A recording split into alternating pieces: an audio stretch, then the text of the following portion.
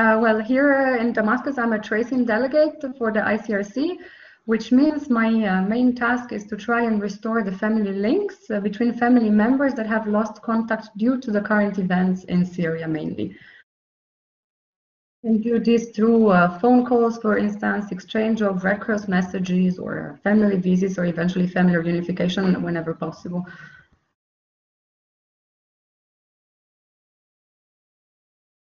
We have a visitors room, and the ICRC for them is sort of, let's say, a sitting room where they can take their time, they can sit with us, they would have with us a cup of coffee or tea or just some water, and they can relax and share with us all the information they have about their relatives they are looking for. And of course, they can share their emotions as well. So it's usually very emotional because although people here usually they have lost many things, they might have lost their house, their car, their job, they might have lost some relatives. But the uncertainty about the fate and the whereabouts of your relatives is something that they carry with them all along, despite all the rest. It's also a lot of moral support. What matters is for them to know that there is someone apart from themselves that cares about the fate of their relatives that have lost contact with them, and then that someone is trying to find out what has happened to them, to find them, and to restore the contact. So that's a big part of it.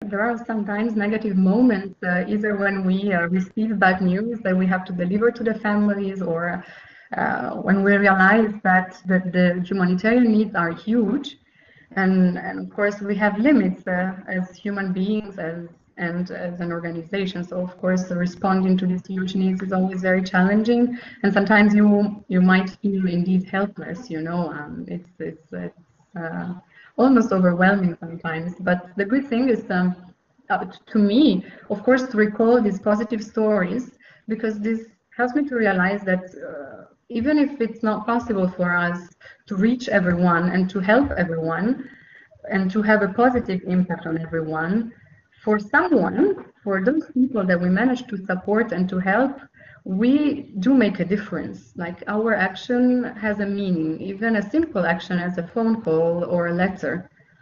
So I usually try to focus on this, and this helps me to see the meaning of what we do, and it gives me the energy to do more.